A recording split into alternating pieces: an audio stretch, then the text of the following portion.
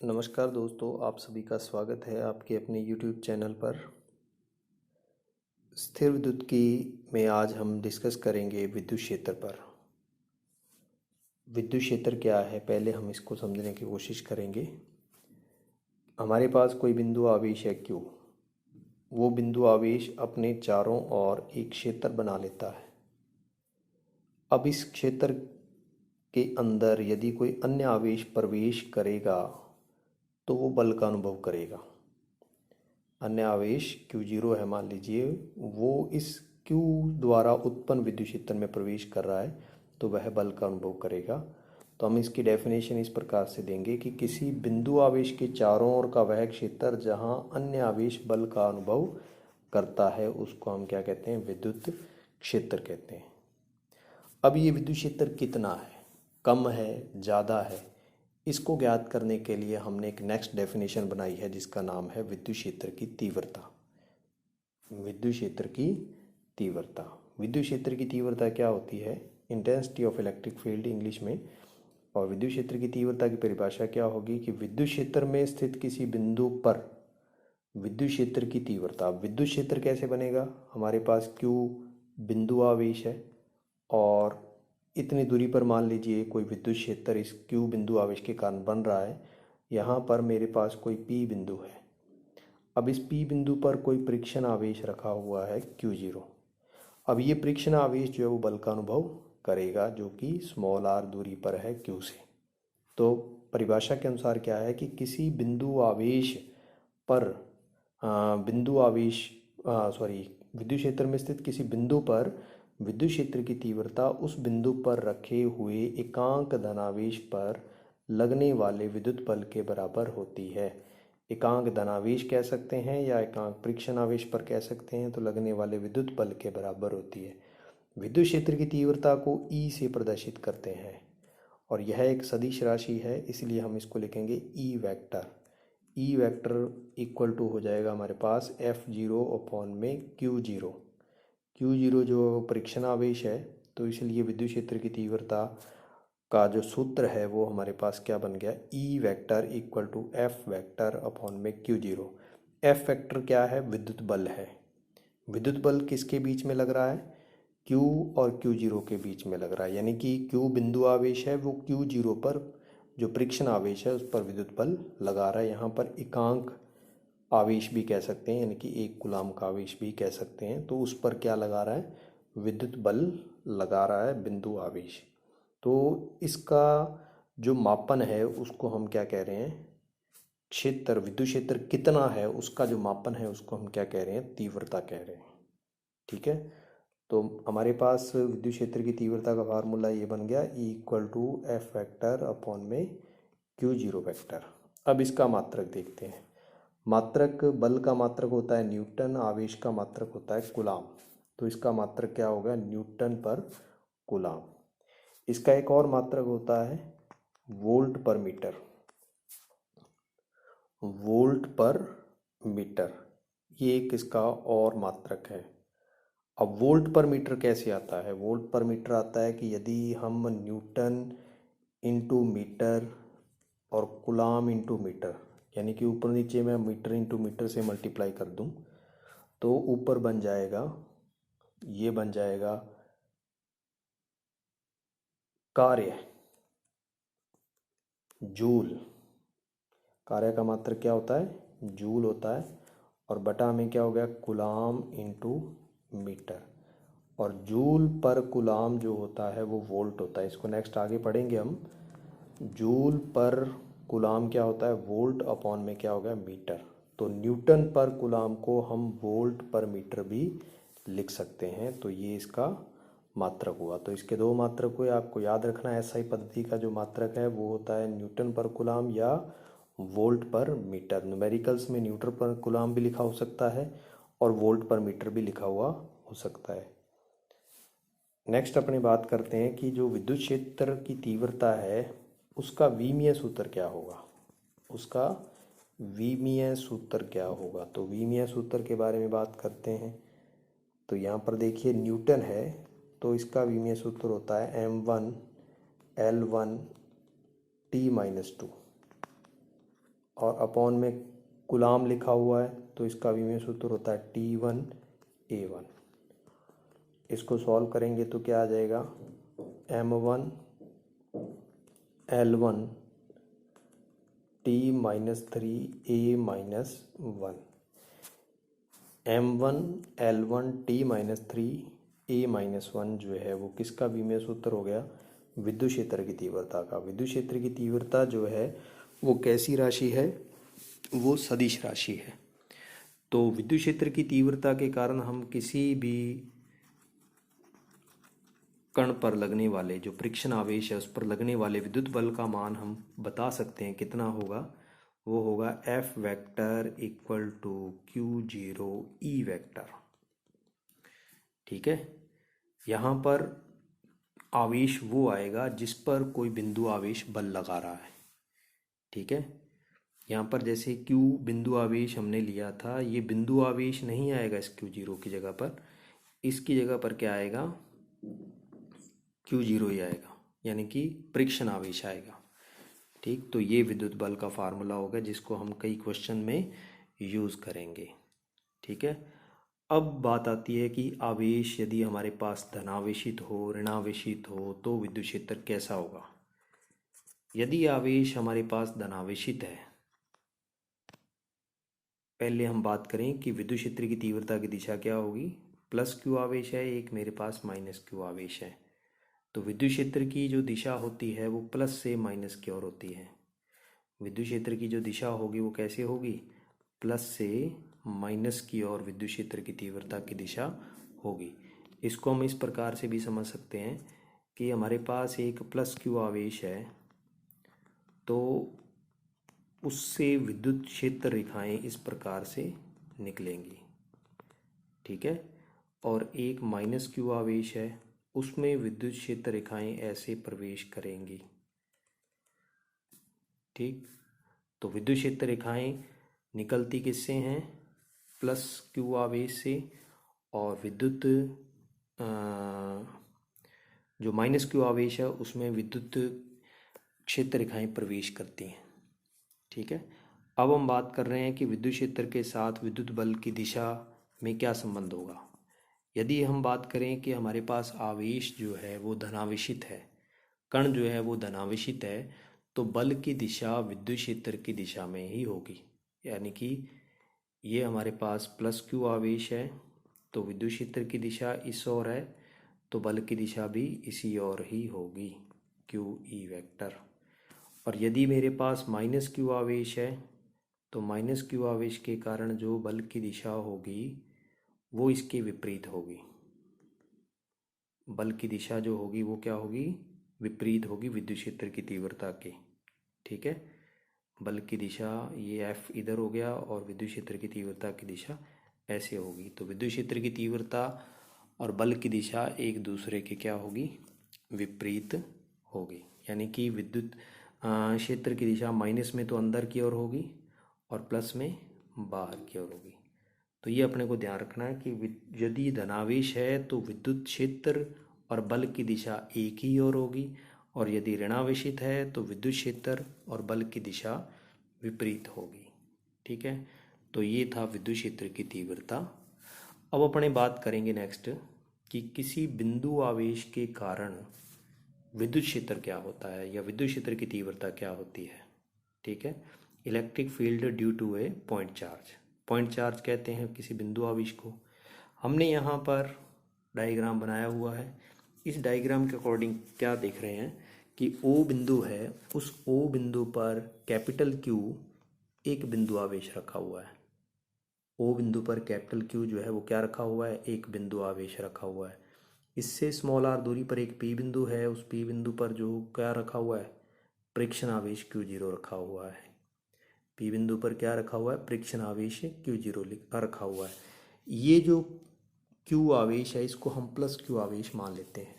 तो plus Q आवेश के कारण Q0 पर कितना बल लग रहा है, पहले अपने इसकी बात करेंगे। तो प्लस Q आवेश के कारण Q0 पर कितना बल लग रहा है, F वेक्टर लिख देता हूँ, और बल की दिशा जो होगी वो इसी ओर होगी। F वेक्टर लिख दिया हमने, equal to K Q zero upon में R square R cap. R cap जो वो बल की दिशा को व्यक्त कर रहा है, इकाई सदिश है। तो ये हमारे पास एफ वेक्टर आ गया। इसको हम समीकरण नंबर 1 डाल देते हैं। नेक्स्ट अपने बात करते हैं कि इस पी बिंदु पर विद्युत क्षेत्र की तीव्रता कितनी होगी। इस पी बिंदु पर विद्युत क्षेत्र की तीव्रता के लिए फार्मूला हम क्या लिखेंगे, E vector equal to F vector upon में क्यू नॉट। ठीक है, क्योंकि क्यू नॉट जो है वो हमारे पास परीक्षण आवेश है।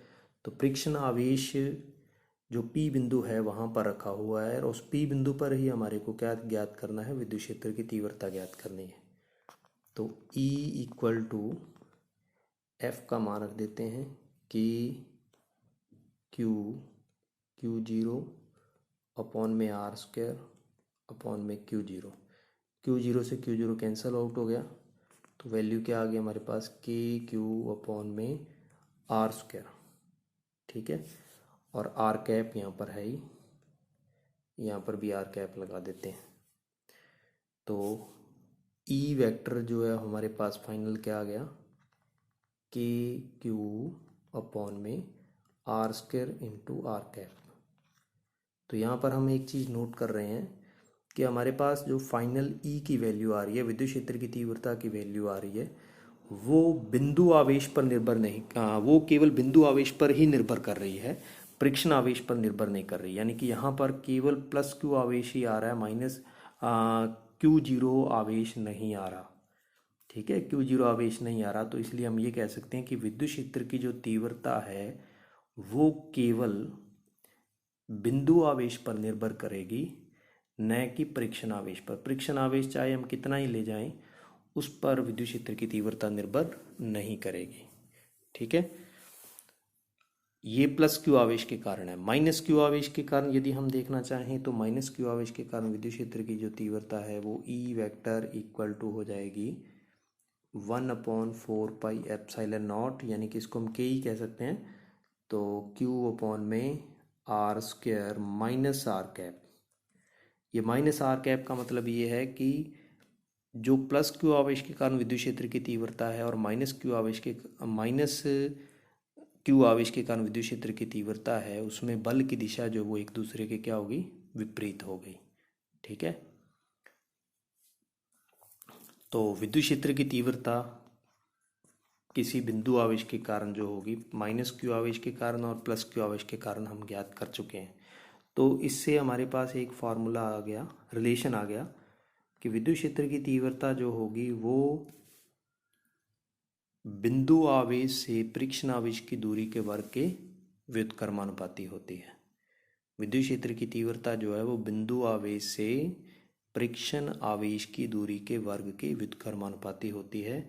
तो यहाँ पर हम ग्राफ भी बना सकते हैं। ग्राफ क्या बनेगा, ग्राफ यहाँ पर इस प्रकार से बन जाएगा, यदि यहाँ पर हम आर ले लें और इधर ई ले लें, आर और ई में यदि ग्राफ खींचेंगे तो इस प्रकार से आएगा। यानी कि आर जैसे जैसे बढ़ रहा है विद्युत क्षेत्र की तीव्रता वैसे वैसे घट रही है। और यदि हम ग्राफ बनाना चाहें इस प्रकार से 1/r और ई में, तो स्ट्रेट लाइन आएगी। तो कैसे ग्राफ आएगा, स्ट्रेट लाइन आएगा। तो ये विद्युत क्षेत्र की तीव्रता आ गई। अब विद्युत क्षेत्र की तीव्रता पराविद्युत माध्यम पर भी डिपेंड करती है।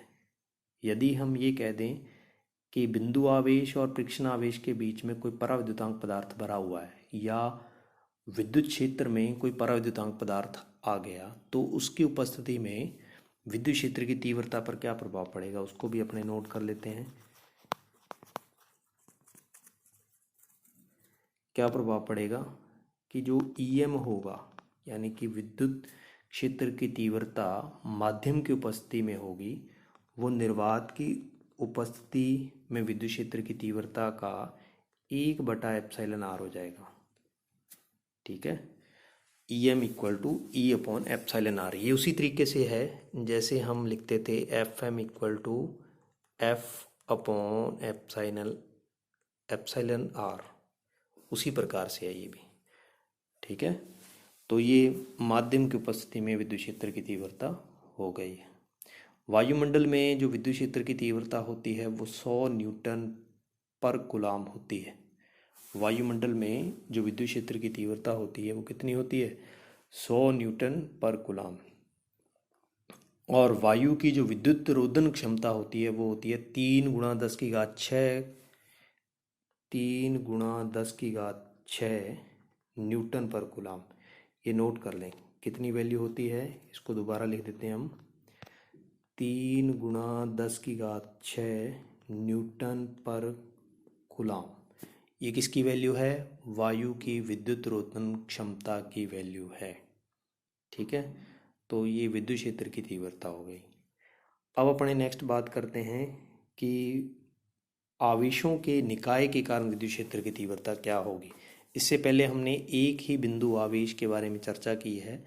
अब हम बिंदु आवेश एक से अधिक ले लेते हैं, जिनमें से हमने क्या ले रखा है, एक Q1 ले लिया, एक Q2 ले लिया, एक Q3 ले लिया। हमने 3 बिंदु आवेश लेकर उदाहरण लिए हैं। बिंदु आवेश और भी हो सकते हैं। तो आवेशों के निकाय के कारण जो परिणामी विद्युत क्षेत्र होगा इस O बिंदु पर, जिस पर परीक्षण आवेश Q रखा हुआ है मान लीजिए, या हम ये कह सकते हैं कि इस परीक्षण आवेश को चाहे हम हटा भी दें तो भी हम ये कह सकते हैं कि इस O बिंदु पर जो परिणामी विद्युत क्षेत्र की तीव्रता होगी वो क्या होगी, उसको अपने ज्ञात करेंगे। पहले इस Q1 के कारण ज्ञात करेंगे O पर, फिर Q2 के कारण ज्ञात करेंगे, फिर Q3 के कारण, ऐसे ही बहुत सारे जितने भी अन्य बिंदु आवेश होंगे उन सभी के कारण इस O बिंदु पर विद्युत क्षेत्र की तीव्रता ज्ञात करेंगे। तो अध्यारोपण O बिंदु पर जो है वो सभी आवेशों के कारण अध्यारोपण हो रहा है। तो अध्यारोपण के कारण परिणामी जो विद्युत क्षेत्र की तीव्रता है वो इस O बिंदु पर लगने वाले प्रत्येक बिंदु आवेशों के कारण विद्युत क्षेत्र की तीव्रताओं के सदिश योग के बराबर होता है। जैसे हमने बलों के अध्यारोपण के सिद्धांत में पढ़ा है, सेम उसी प्रकार से हमने ये मान लिया कि ये O बिंदु है, इस Q1 से दूरी जो है R01 है, और इस Q2 की O बिंदु से दूरी R02 है, इस Q3 की O बिंदु से दूरी R03 है। तो अब हम यहाँ पर विद्युत क्षेत्र की तीव्रता निकालते हैं। तो विद्युत क्षेत्र की तीव्रता E वेक्टर अध्यारोपण के सिद्धांत से निकालें, equal to E01 vector plus E02 vector plus E03 vector plus dot dot, ऐसे आगे चलती जाएगी। तो E vector equal to KQ1 upon में R01 वेक्टर का whole square R01 cap plus KQ2 upon में R02 वेक्टर का whole square R02 cap plus KQ3 upon में R03 वेक्टर का होल स्क्वायर R03 कैप और प्लस डॉट डॉट। इन सभी में कॉमन क्या आ रहा है, हमारे पास K कॉमन आ रहा है। तो E vector equal to K common आ गया, ब्रैकेट में क्या बचा, Q1 अपॉन में R01 वेक्टर का whole square R01 cap plus Q2 R02 vector का whole square R02 cap plus Q3 R03 vector का whole square R03 cap plus dot dot चलता जाएगा। ठीक है, तो इस प्रकार से वैल्यू हमारे पास ही आ गई। अब इसमें हम इसको मर्ज करके लिखेंगे समेशन द्वारा। तो क्या आएगा, E vector equal to summation of, पहले के लिख देंगे, फिर आ जाएगा summation of I equal to 1 to n QI upon में R0I वेक्टर का होल स्क्वायर R0I कैप। ठीक है, ये हमारे पास अध्यारोपण के सिद्धांत से परिणामी विद्युत क्षेत्र आ गया, जो कि विभिन्न प्रकार के बिंदु आवेशों के कारण उत्पन्न हो रहा है। ठीक है, इसको हम EO भी लिख सकते हैं। तो ये हमारे पास क्या आया, परिणामी विद्युत क्षेत्र अध्यारोपण के सिद्धांत से विभिन्न बिंदु आवेशों के कारण। ठीक है, अब हमारे पास विद्युत क्षेत्र की तीव्रता पर आधारित कुछ न्यूमेरिकल हैं जो कि परीक्षा की दृष्टि से भी इम्पोर्टेंट है। नीट में भी आए हुए ये क्वेश्चंस हैं, नीट PMT इसमें आए हुए ये क्वेश्चंस हैं, तो इसलिए इसको ध्यान से समझें। यहाँ पर हमारे को एक चीज़ नोट करनी है, विद्युत क्षेत्र की तीव्रता की दिशा।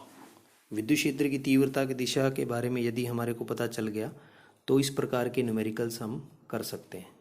क्वेश्चन के अनुसार क्या है, क्वेश्चन में ये कहा गया है कि एक वर्ग है, उसके चारों कोनों पर समान परिमाण के सजातीय आवेश हैं।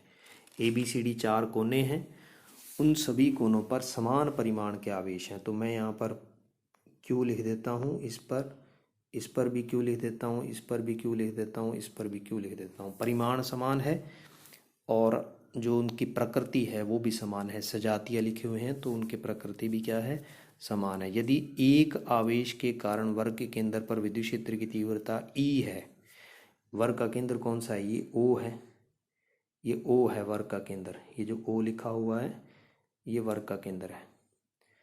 इस O पर विद्युत क्षेत्र की तीव्रता E है, किसी भी आवेश के कारण मान लेते हैं। मान लीजिए मैंने इस A बिंदु पर रखे हुए +Q आवेश के कारण O पर विद्युत क्षेत्र की तीव्रता E मान लेता हूँ। तो ये +Q आवेश है तो तीव्रता जो होगी वो इस दिशा में होगी। इसको हमने कहा कि ये है E। क्वेश्चन के अनुसार हमारे पास क्या है, E। अब B आवेश के कारण कहेंगे। अब देखिए यहाँ पर जो ये वर्ग है, वर्ग की सभी भुजाएं बराबर होती हैं, तो OA equal to OB equal to OC equal to OD, इसको मैं x मान लेता हूँ। ये सारे बराबर होंगे। O से लेकर A तक की दूरी, O से लेकर B तक की दूरी, O से लेकर C तक की दूरी, O से लेकर D तक की दूरी। चूँकि यहाँ पर सभी दूरियाँ बराबर हैं, प्रत्येक कोनों पर आवेश बराबर है, एक आवेश के कारण O बिंदु पर विद्युत क्षेत्र की तीव्रता E है, तो अब B के कारण भी विद्युत क्षेत्र की तीव्रता क्या होगी, E ही होगी। क्यों होगी E? क्योंकि B से लेकर O तक की दूरी A से लेकर O तक की दूरी के बराबर है और आवेश भी बराबर है।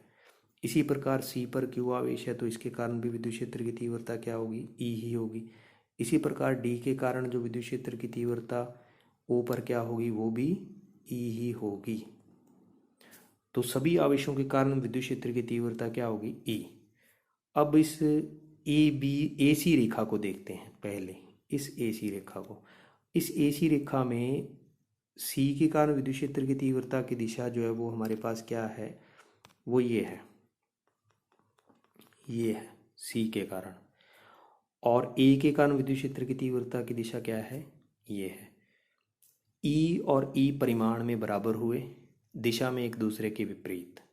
तो इस AC, ये वाली रेखा जो है वो AC रेखा पर परिणामी विद्युत क्षेत्र की तीव्रता कितनी होगी, 0। क्यों होगी 0? क्योंकि यहाँ पर विद्युत क्षेत्र जो हैं वो परिमाण में बराबर और दिशा में विपरीत हैं। इसी प्रकार इस BD रेखा में भी देख सकते हैं। BD रेखा में ये यहाँ पर E है तो इस साइड में भी E है। ये वाला E जो है ये इस B से लेकर O तक की जो दूरी है, या ये कहें कि B के कारण O पर विद्युत क्षेत्र की जो तीव्रता है उसकी दिशा E है ये, और इस D बिंदु के कारण विद्युत क्षेत्र की तीव्रता की दिशा इस ओर होगी। ठीक है, तो ये दोनों भी परिमाण में बराबर हैं, दिशा में विपरीत हैं, तो इसलिए परिणामी जो आ जाएगा वो कितना आ जाएगा, 0। तो हम ये कह सकते हैं कि A के कारण O पर विद्युत क्षेत्र E, B के कारण O पर विद्युत क्षेत्र E, C के कारण O पर विद्युत क्षेत्र E, डी के कारण ओ पर विद्युत क्षेत्र ई, सभी में विद्युत क्षेत्र समान है। तो यहाँ पर हम कह सकते हैं कि ए के कारण जो विद्युत क्षेत्र है ई, वो सी के कारण विद्युत क्षेत्र के परिमाण के बराबर और दिशा में विपरीत है। तो क्या कह सकते हैं, ए के कारण विद्युत क्षेत्र ई सी के कारण विद्युत क्षेत्र ई के परिमाण में बराबर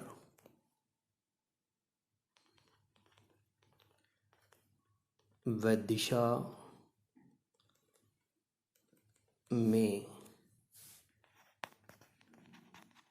विपरीत है। ठीक है, इसी प्रकार हम क्या कह सकते हैं,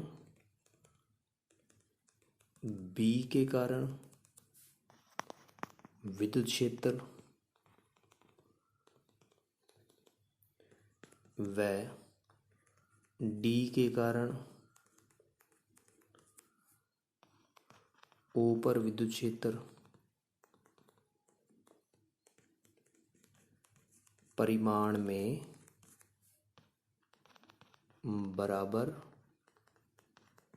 व दिशा में विपरीत है।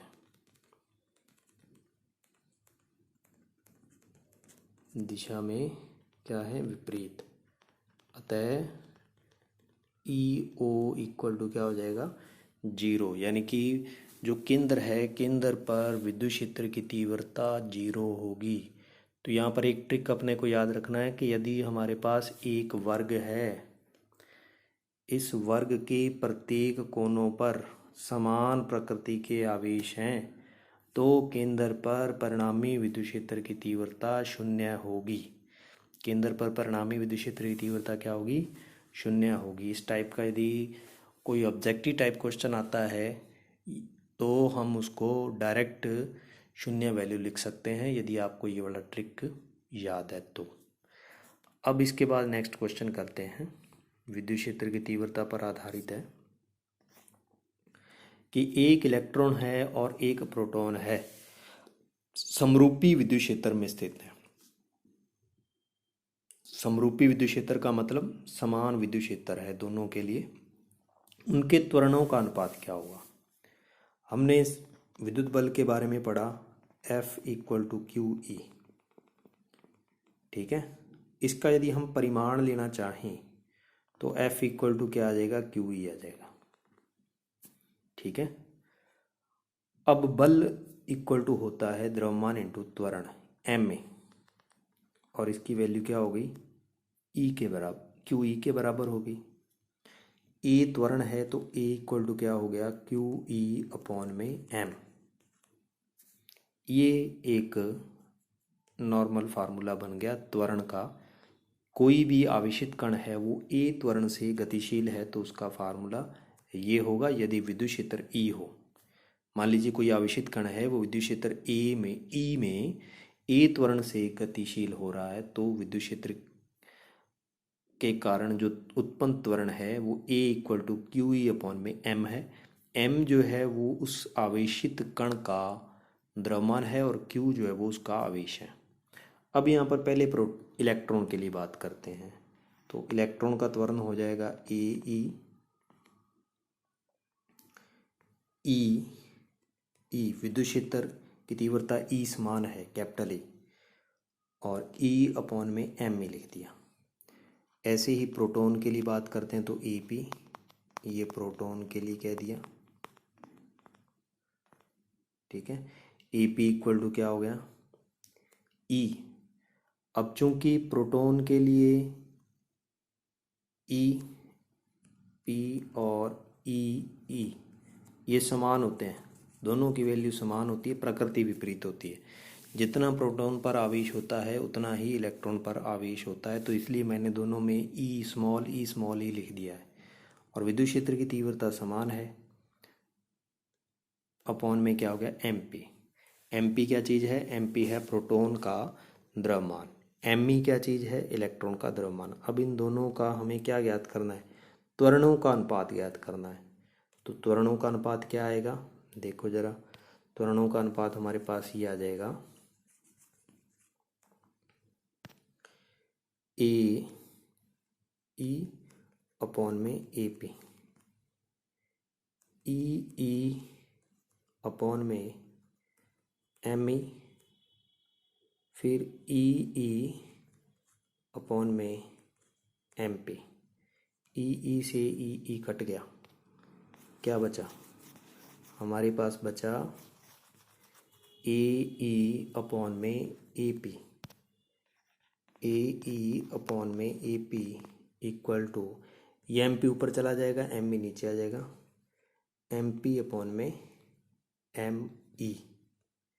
ठीक है, ये तो इसका क्या मतलब हुआ? इसका मतलब ये हुआ कि इलेक्ट्रॉन जो है वो अपने द्रव्यमान के व्युत्क्रमानुपाती हो गया।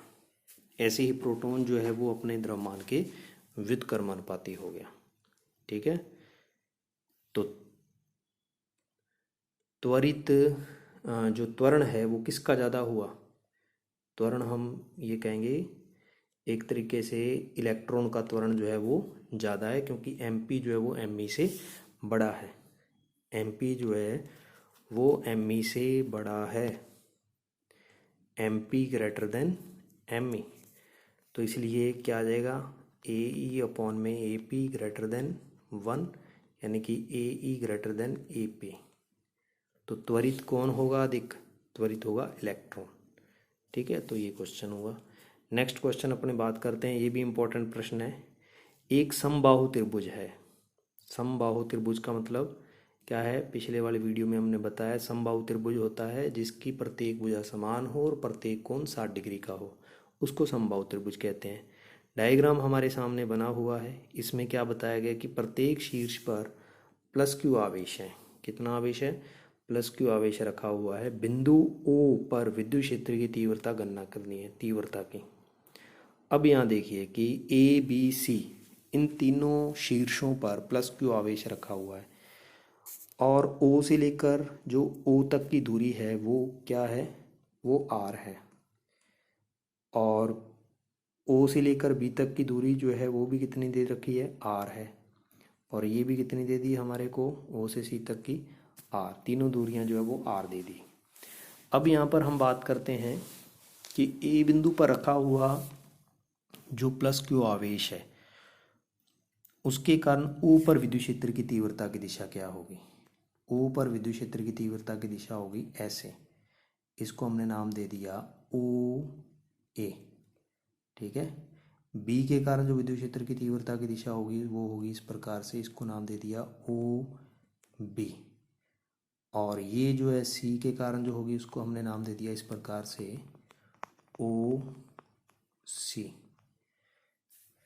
तो हमें ओ पर परिणामी विद्युत क्षेत्र की तीव्रता का मान ज्ञात करना है।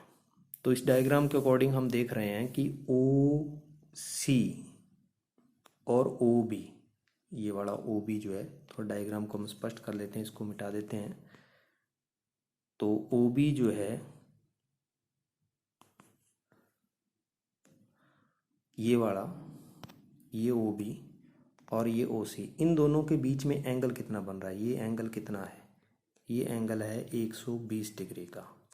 कितना है? 120 डिग्री का। अब इस डायग्राम के अकॉर्डिंग हम देख रहे हैं कि ओ ए, ओ बी, ओ सी तीनों की वैल्यू बराबर है। तो यहाँ पर हम लिखेंगे O A equal to O B equal to O C equal to R दिया हुआ है हमें, इनकी वैल्यू बराबर है। ठीक है, तो ए के कारण ओ पर विद्युत क्षेत्र की तीव्रता देखते हैं पहले। तो उसको हम लिख देते हैं ओ ए। कितना आ जाएगा? के क्यू अपॉन में आर स्क्वायर। इसकी दिशा क्या होगी? ए से ओ की ओर। ऐसे ही हम देखेंगे बी के कारण ऊपर। तो बी के कारण ऊपर क्या होगा? ई ओ बी इक्वल टू के क्यू अपॉन में आर स्क्वायर।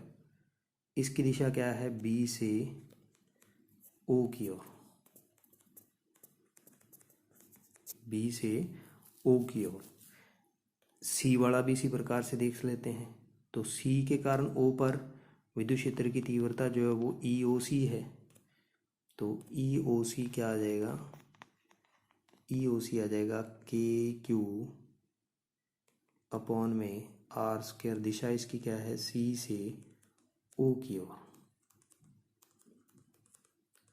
अब हम पहले ओ सी और ओ बी के मध्य परिणामी विद्युत क्षेत्र की तीव्रता ज्ञात करते हैं, जो किस दिशा में होगी, जो इस दिशा में होगी। इसको हम नाम दे देंगे ई बी सी। क्या नाम दे देंगे, ई बी सी, जिसकी दिशा किस ओर है, इसकी दिशा जो है वो ओ से ए की ओर है। ठीक है। और इनके मध्य जो ओ सी और ओ बी के मध्य बनने वाला कोण है वो 120 डिग्री है। तो यहाँ पर हम निकालते हैं E B C equal to क्या आ जाएगा, under root E O B square E O C square plus 2 E O B O C cos of 120 degree. अब ओ बी ओ सी इनकी वैल्यू, सभी वैल्यू जो है वो क्या है, बराबर है। तो हम यहाँ पर पुट करेंगे, क्या आएगा, E B C equal to under root K Q upon में आर स्क्वायर का होल स्क्वायर, फिर प्लस के क्यू अपॉन में आर स्क्वायर का होल स्क्वायर प्लस 2। यहाँ पर भी हम इसको ऐसे ही लिख देंगे, के क्यू अपॉन में आर स्क्वायर का होल स्क्वायर। क्यों, क्योंकि यहाँ पर ओ ए और ओ सी की वैल्यू जो है वो इक्वलेंट है, इक्वल है। तो इसलिए इन दोनों का गुणा होकर क्या हो जाएगा, ये वैल्यू हो जाएगी। और इनटू में 120 कॉस 120 जो है उसकी वैल्यू कितनी है, उसकी वैल्यू -1/2। तो 2 से 2 कैंसिल हो गया, क्या बचा, E B C equal to under root K Q upon में आर स्क्वायर का whole square plus K Q upon में आर स्क्वायर का whole square minus K Q upon में आर स्क्वायर का होल स्क्वायर। ये इससे कैंसिल आउट हो गया। तो ई बी सी हमारे पास क्या आ गया, ई बी सी आ गया के क्यू अपॉन में R square. E B C क्या आ गया हमारे पास, के क्यू अपॉन में आर स्क्वायर। और इसकी दिशा कैसे है, इसकी दिशा है ओ से ए की ओर। इसकी दिशा कैसे है, ओ से ए की ओर। अब इस डायग्राम में हम क्या देख रहे हैं, हमारे पास दो ही बल रह गए, एक तो ई बी सी रह गया ये वाला, और एक रह गया ये वाला ई ओ ए। अब ये दोनों बल परिमाण में बराबर हैं और दिशा में एक दूसरे के विपरीत हैं। देखो ओ ए की वैल्यू कितनी है, ओ ए की वैल्यू जो है वो क्या है, के क्यू अपॉन में आर स्क्वायर, और इसकी दिशा क्या है, ए से ओ की ओर। और जो हमारे पास फाइनल ये वाला आया है ई बी सी, इसकी दिशा क्या है, ओ से ए की ओर, ये भी वैल्यू सेम है। तो हम यहाँ पर लिखेंगे ई बी सी व ई ओ ए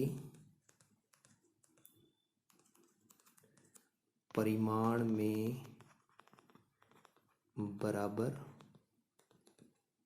व दिशा में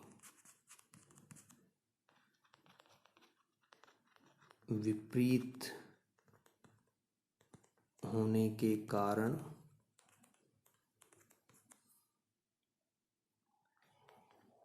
ओ पर परिणामी विद्युत क्षेत्र 0 होगा। ठीक है, ओ पर परिणामी विद्युत क्षेत्र क्या होगा, 0 होगा। तो ये विद्युत क्षेत्र की तीव्रता और विद्युत क्षेत्र से तीव्रता से रिलेटेड कुछ न्यूमेरिकल्स थे। आशा है आपको ये न्यूमेरिकल अच्छे तरीके से समझ में आ गए होंगे। आप इन सभी न्यूमेरिकल्स को करने के लिए एक कॉपी लगा लीजिए और उस कॉपी में बार बार इस न्यूमेरिकल को करके देखिए। इस प्रकार के और भी एग्जाम्पल आपकी टेक्स्ट बुक में मिल जाएंगे, उनको आप करिए ताकि आपका ज़्यादा से ज़्यादा अभ्यास हो सके। तो नेक्स्ट वीडियो में हम जल्द ही नए टॉपिक के साथ मिलते हैं। तब तक के लिए धन्यवाद।